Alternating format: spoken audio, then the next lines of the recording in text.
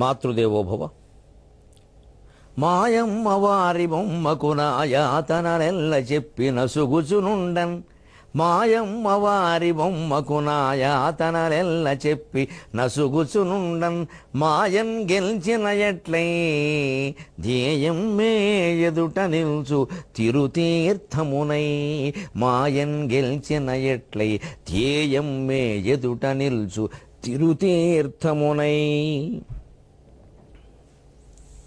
ABN Andhra Jyothi ప్రేక్షక మహాశయులందరికీ నవజీవన వేదం అనే కార్యక్రమంలో 357వ భాగానికి స్వాగతం పలుకుతున్నాం. ఈ ఘట్టంలో మనం అపూర్వంగా లక్ష్మీ సాక్షాత్కార దృశ్యాన్ని వర్ణించుకోబోతున్నాం.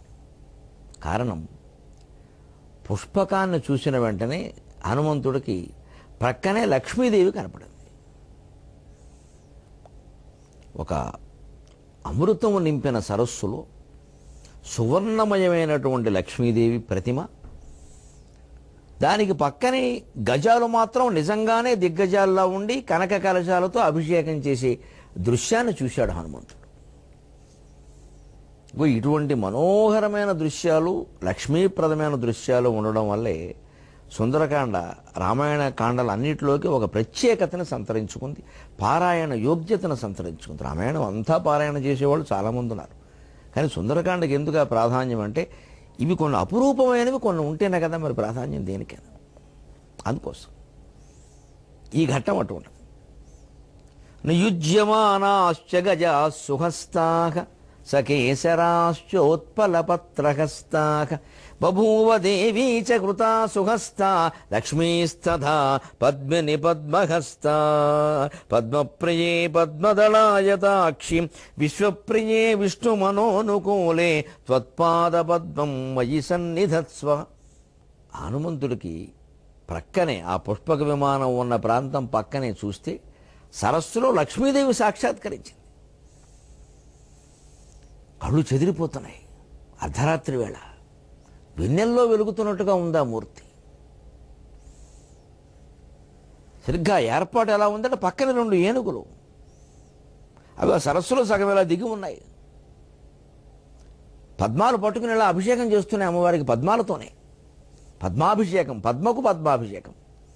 పద్మప్రియే పద్మిని పద్మహస్తే పద్మాలయే పద్మదళాయతాక్షి విశ్వప్రియే విష్ణు మనోనుకూలే త్వత్పాదపద్మం మయి సన్నిధత్స్వ. ఆ దృశ్యం అక్కడ ఎందుకు ఉండడం, హనుమంతుడికి ఇప్పుడే ఎందుకు కనపడడం అంటే కథా నిర్మాణ చాతుర్యం అండి, వాల్మీకి పాదాభివందనం. ఎందుకంటే పుష్పక విమానం చూడగానే ఒక మహాయోగ దృష్టి వేరుగా ఉంటుంది కదా, మన దృష్టి వేరు. మహాయోగ హనుమంతుడు, ఆయన మనస్సులో ఏవేవో స్ఫురిస్తాయి. అమ్మవారిని అందులో తీసుకొచ్చారు, అందుకే వెంటనే సీతాదేవి స్ఫురించింది. ఇక్కడెక్కడో ఉండాలి. ఇంత దివ్యమైన వస్తువు ఉందంటే అంత దివ్యమైన స్త్రీ ఇక్కడే ఉంటుంది. మరి ఏదైనా మంచివేనా అంతే, చెడ్డవేనా అంతే కదా. అపూర్వమైన వ్యక్తులు కొంతమంది ఉన్నారు అంటే, అద్భుతమైన వ్యక్తులు, వాళ్ళ మధ్యలోనే మనం అనుకున్న అద్భుతమైన వ్యక్తి దొరుకుతాడు. సరే, ఇక వేరేవాడు చోట దొరుకుతాడు, ఓగులెల్లా కూడి ఒక్క చోట అని. అంటే ఎవరిని ఎక్కడ వెతకాలో మనకు తెలుసు ఆలోచిస్తే. మనవాడు ఎక్కడ ఉంటాడో మనకు తెలియదు మన బుద్ధిని బట్టి. అలాగే దివ్యమైనటువంటి వ్యక్తి సీతాదేవి. ఎందుకంటే ఆవిడ్ని పెంచడానికి పితృదేవతల కన్య సుమేధ, ఆవిడ జనక మహారాజు భార్యగా పుట్టింది. అదే పితృదేవతల కన్య పెద్ద ఆవిడ మేనాదేవి, ఆవిడ హిమవంతునికి భార్యగా పుట్టింది. మరి అటువంటి వాళ్ళు పుడుతున్నారంటే వాళ్ళు పెంచేవాళ్ళు ముందు పుట్టద్దు. దశరథుడు కౌశల్య పుట్టకపోతే రాముడు పుట్టాడు, ఆయన పుట్టవలసింది వాళ్ళ గడుపునే. దేవకి వసుదేవులు పుట్టకపోతే కృష్ణుడు పుట్టాడు. అటువంటి వాళ్ళు ఎప్పుడు పుడతారో అప్పుడే పుడతారు. పరాశరుడు పుట్టకపోతే వ్యాసుడు పుట్టాడు. అలాగా సీతాదేవి అంటే లక్ష్మీదేవి. ఆ సీతాదేవిని తీసుకొచ్చిన విమానాన్ని చూడగానే ఎందుకో ఈ మహాయోగి హృదయంలో లక్ష్మీదేవి స్ఫురించింది. అగో ఆ మహాలక్ష్మి అక్కడ సాక్షాత్కరించింది. సరిగ్గా యోగ మార్గంలో, యోగ సాధనలో అనాహత చక్రం అది విష్ణు స్థానంగా చెబుతారు. దానికి కూడా అధిపతి విష్ణువుగా చెబుతారు కొన్ని పాఠాంతరాలు. అక్కడి నుంచి శంఖధ్వానాలు, భేరీ మృదంగధ్వానాలు వింటూ ముందుకెడుతూ ఉంటే కాస్త విశుద్ధ చక్రం స్థానం దగ్గరకు వచ్చి లక్ష్మీ దర్శనం అవుతుందన్నారు. ఇక ఆజ్ఞాచక్రాంతరాళస్థ అమ్మవారు పార్వతీదేవి, లలితాదేవి. అంచనా సరిగ్గా లక్ష్మీ దర్శనం అనమాట. అలాగే పుష్పకంలో ఇదే వచ్చినట్టుగా హనుమంతుడికి ఏం తెలియదు కథ ప్రకారం. కానీ అమ్మవారు అక్కడ పాదం పెట్టి అలా రావడం వల్ల అది చూడగానే ఈయనకి లక్ష్మీదేవి స్ఫురించింది. లక్ష్మీదేవి అమ్మవారి పూర్వజన్మేగా. ఆ లక్ష్మీదేవి ఇక్కడ త్వరలో కనపడబోతోంది. ఇది శుభ సూచన. అక్కడ ఎదురుగా సరస్సులో లక్ష్మీదేవి దివ్యమంగళ విగ్రహం, స్వర్ణ ప్రతిమ. దానికి విగ్రహం అంటే లక్ష్మీదేవి అంటే విగ్రహం పెడతారు. ఏనుగులకి ఏం విగ్రహాల పనే ఉంది? సహజంగానే ఏనుగులు ఉన్నాయి. నియుజ్యమానాశ్చ గజా సుహస్తా. నిజంగా అక్కడ లక్ష్మీదేవికి అభిషేకం కోసం నియమించబడ్డాయి నియుజ్యమానా గజా అన్నట్టుగా. ఆ గజాలు ఈ సరస్సులో ఉండే తామర పూలతో ఇలా పైకెత్తి అభిషేకం చేస్తున్నాయి. జలాలతో అభిషేకమే అద్భుతం, తామర పూలతో పూజ మరీ అద్భుతం.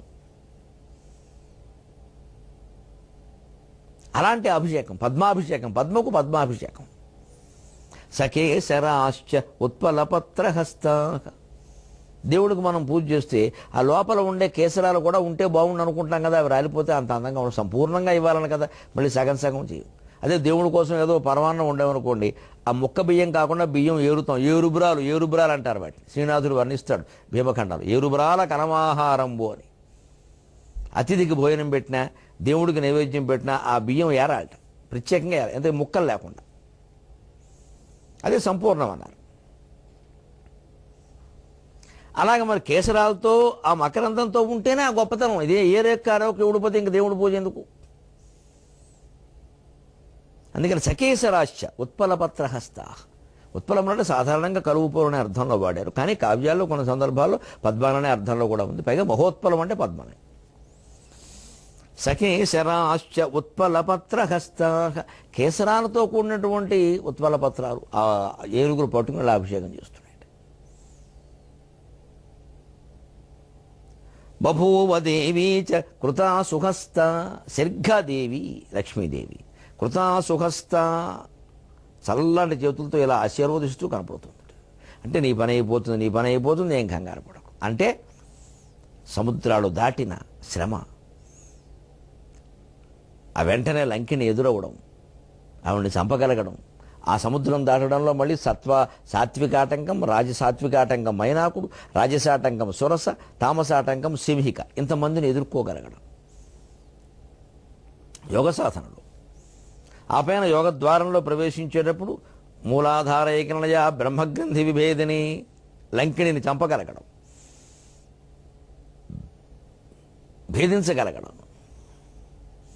ఇవన్నీ చేస్తే అనాహత చక్రంలో వచ్చరికి శంఖధ్వాన శంఖర్భేరీ నినాదితం, శంఖఘోష నినాదితం, భేరీ మృదంగాభిగతం, భేరీ మృదంగాభిరుతం, శంఖఘోష నినాదితం. భేరీ మృదంగ ధ్వానాలు, శంఖఘోషాలు వినపడడం సరిగ్గా అనాహతం చక్రం. ఆ పైన విశుద్ధి చక్రం దగ్గరికి వెళ్ళేసరికి లక్ష్మీ దర్శనం. అంటే ఇది కూడా ఒక మాయ. యోగ సాధనలో ఉండేవాడు ఆ లక్ష్మీ కటాక్షానికి లొంగిపోయి నాకు అపారమైన సంపదలు అంటే ఇచ్చేస్తుంది ఒక నిమిషం పని. ఎందుకంటే లక్ష్మీ సంపన్నులైన వాళ్ళందరూ వీని దగ్గరికి వస్తారు, ఈ యోగి దగ్గరికి. స్వామీజీ మీరు ఎలా ఉండకూడదండి, మనం మంచి చక్కగా ఒక ఆశ్రమం అంటే ఏం లేదు 10 కోట్లు. ఆశ్రమం పాకతో వేరు, ఏసీ రూము అన్నీ ఇంకా వైభవాలు. వచ్చిన వాళ్ళు కూర్చుందుకు ఆయన అప్పటికి పాపం మొహమాట పడి ఏమిటో ఆశ్రమంలో ఇవన్నీ అవసరం అంటే చాలా పెద్దవాళ్ళు వస్తారండి మన దగ్గరికి, సీఎం గారు వాళ్ళు వస్తారు కూర్చోడానికి, మరి సోఫాలు ఉండాలి కదండి. అయిపోయింది, ఇంకా అయిపోయి పతనం, అదే పతనం. రమణ మహర్షి దగ్గర ఇలాంటి మాటలు మాట్లాడితే కోట్లంత పని చేసేవాడు. మీరు వెళ్ళండి బయటికి. నియుజ్యమానాశ్చ గజా సుహస్తాక సకేశరాశ్చోత్పలపత్రహస్తాక బభూవ దేవీ చ కృతా సుహస్తా లక్ష్మీస్తథా పద్మిని పద్మహస్త. అంతటి లక్ష్మీ దర్శనం విగ్రహ రూపంలోనైనా అక్కడ ఎందుకు అయింది అంటే హనుమంతుని యొక్క యోగ సాధనలో ఒక భాగంగా శుభ సూచన. నీకు ఆత్మసాక్షాత్కారం కలగబోతోంది, అమ్మవారు కనపడబోతున్నారు. అందుకే అమ్మవారికి స్వరూపమైన లక్ష్మీదేవి కనపడింది ఇక్కడ. ఇది లక్ష్మీ దర్శనం అంటే. ఇక ఆవిడకి అభిషేకం జనియుజ్యమానాశ్చ గజా సుహస్తాహ. ఇక్కడ పుల్లెల రామచంద్రుడు గారు వ్యాఖ్యానం రాస్తూ కూడా గజాలు అందుకోసం నియమింపబడ్డాయి అంటే అక్కడ అభిషేకం జరిగినట్టే కదా అన్నారు. మనం ఆ లక్ష్మీదేవి అభిషేక ఘట్టాన్ని జీవితంలో ఆస్వాదించాలి, అనుభూతికి తెచ్చుకోవాలి, ఆనందించాలి అంటే కనకధారాస్తవంలో చూడాలి. దిగ్గస్థిభి కనక కుంభముఖావసృష్ట స్వర్వాహిని విమల చారు జలాప్లుతాంగిం ప్రాతర్నమామి జగతాం జననీం అశేషలోకాధినాథ గృహిణీం అమృతాబ్ధిపుత్రీం అశేషలోకాధినాథ గృహిణీం అమృతాబ్ధిపుత్రీం. ఎంత విశేషమైన మాట అండి ఇది. దిగ్గస్థిభి కనక కుంభముఖావసృష్ట స్వర్వాహిని, దిగ్గజాలు బంగారపు కలశాలతో కనక కుంభముఖాభిసృష్ట స్వర్వాహిని ఆకాశగంగా జలాలతో ఇచ్చి విమల చారు జల ఆప్లుతాంగీం, నిర్మలమైన రమ్యమైన ఆకాశగంగా జలాలతో నీకు అభిషేకం చేస్తుంటే ఆ దృశ్యం చూడడానికి ఎంత బాగుందమ్మా. ఇక్కడ పద్మాభిషేకం, అక్కడ ఆకాశగంగా జలాభిషేకం. అక్కడ ఒక 3 మాటలు వాడారు, గమనించండి. కనకధారాస్తవంలో ఇది బీజప్రాయమైన శ్లోకం, 19వ శ్లోకం లెక్కకి. లక్ష్మీదేవిని సాక్షాత్కరించక తప్పనిసరి పరిస్థితి ఆవిడ కల్పించింది ఈ శ్లోకమే. బంగారపు ఉసిరికాయలు పడ్డానికి ఈ శ్లోకమే మూలం, కనకధారకి ఇదే మూలం. అక్కడ 3 కారణాలు ఉన్నాయి. ఎప్పుడు దేవతా దర్శనంలో, ధర్మంలో ఎప్పుడు వేదాంతంలో తర్కం లేకుండా వేదాంతం ఉండదు. తర్కంలో వేదాంతం ఉండదు, వేదాంతంలో తర్కం ఉంటుంది. ఏ కారణం వల్ల ఆవిడ సాక్షాత్కరించాల్సి వచ్చింది? ప్రాతర్ నమామి, పొద్దున్నే నమస్కారం చేస్తున్నా. అది పెద్ద విశేషం కాదు మన సంస్కృతిలో. పొద్దున్న నమస్కారం, మధ్యాహ్నం నమస్కారం ఇన్ని ఉండవు. అసలు ఎప్పుడు కనపడినా నమస్కారమే. Good morning, good afternoon, good night, good midnight, ఇవన్నీ ఇంగ్లీష్ వాళ్ళు నేర్పిపోయారు. ఎప్పుడు ఒక్కోసారి ఏమనాలో తెలియట్లే, మధ్యాహ్నం 12 అయితే ఏమనాలో తెలియట్లే, ఏమనకుండా ఊరుకుంటున్నాం. మనకి ఇవన్నీ ఉండవు. ఎప్పుడు పెద్దవాళ్ళు ఎవరు కనపడినా నమస్కారం, అంతే మన పద్ధతి, అంతే. అంటే పొద్దున్నే నమస్కారం, మధ్యాహ్నం నమస్కారం ఉండదు. అది పక్కన కాసేపు దాంట్లో ఓ చమత్కారం ఉంది. జగతాం జననీం, లోకాలన్నిటికీ నువ్వు తల్లివి.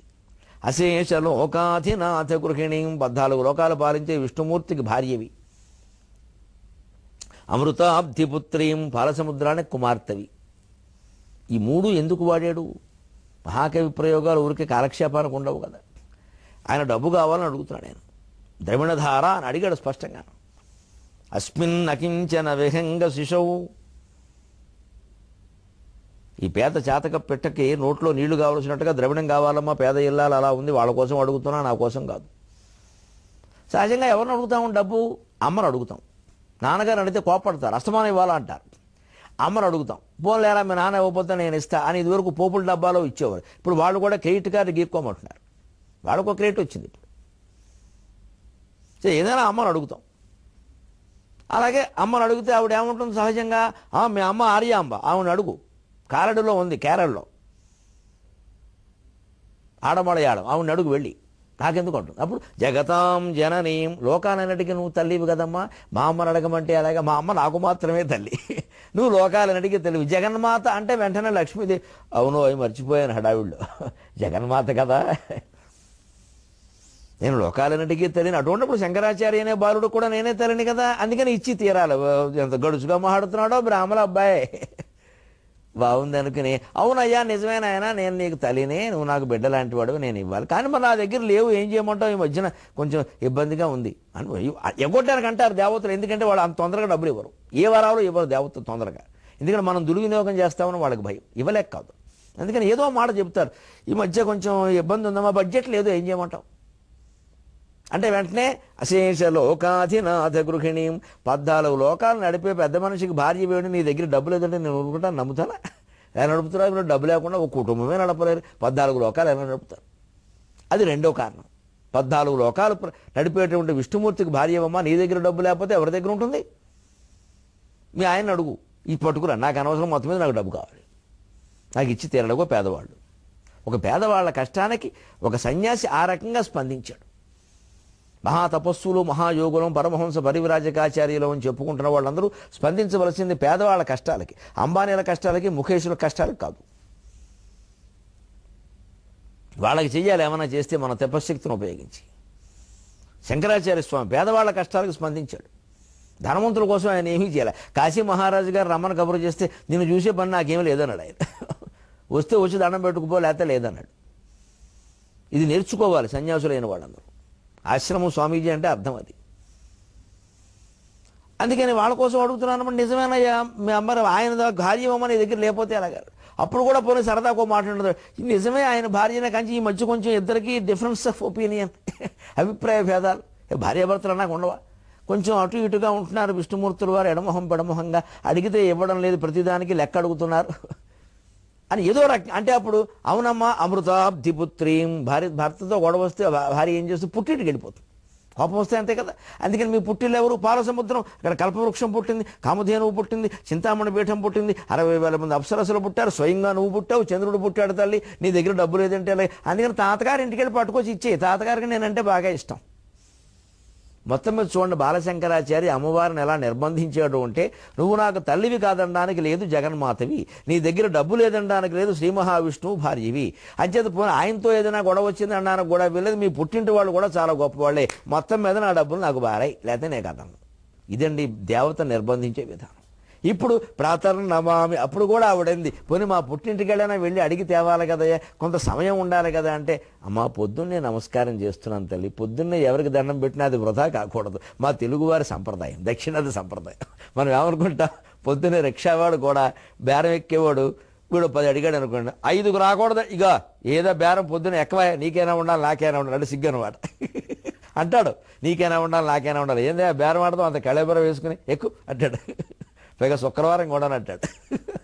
ఈయన బేరం ఆడిన వాడు ఆడడం, ఎందుకంటే వాడికి బోణి మీద నమ్మకం, బోణి బేరం గట్టిగా ఉండాలి, సుఖంగా ఉండాలి, అంతేగాని ఏంటి సంత. అలాగా ప్రాతరం నమామి అంటే పొద్దున్నే నమస్కారం పెడుతున్నాను తల్లి, నీ నమస్కారం కనుక వృధా అయింది అంటే నాకు కాదు నీకే అవమానం అంటే, ఇంక లక్ష్మీదేవి ఇవ్వక ఏం చేస్తుందండి, అలా అనుగ్రహించింది. దిగ్గస్థిభిః కనక కుంభముఖావసృష్ట స్వర్వాహిని విమల చారు జలాప్లుతాంగిం ప్రాతర్నమామి జగతాం జననీం అశేష లోకాధినాథ గృహిణీం అమృతాబ్ధిపుత్రీం. మన అందరి ఇళ్లల్లో లక్ష్మీదేవి కూర్చుని కనక కలశాలతో ఈ గజాల అభిషేకం చేస్తున్న దృశ్యం ఉంటుంది. ఆ దృశ్యం ముందు నిలబడి ఈ భావన అనుభూతికి తెచ్చుకోండి. చదవగలిగితే శ్లోకం చదవండి, పెద్ద విషయం కాదు.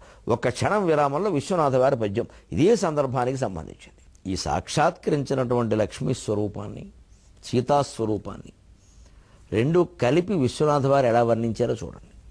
తామరలన్నచో వలపు దారికి దారియు తెన్నులేదు, తామరలన్నచో వలపు దారికి దారియు తెన్నులేదు, పొందామరయామె మోము తెలిదామరలాయమె కన్నుదోయి కిందామరలామె కేలుగవా, తామరలన్నచో వలపు దారికి దారియు తెన్నులేదు, పొందామరయామె మోము తెలిదామరలాయమ కన్నుదోయి కిందామరలామె కేలుగవ, తామరలన్ మరలన్ జయించు, తామరలన్ మరలన్ జయించు, కాంతామరవాహిని వికచతామర సమ్ములు ఆమె కంజిగుల్, కాంతామరవాహిని వికచతామర సమ్ములు ఆమె కంజిగుల్.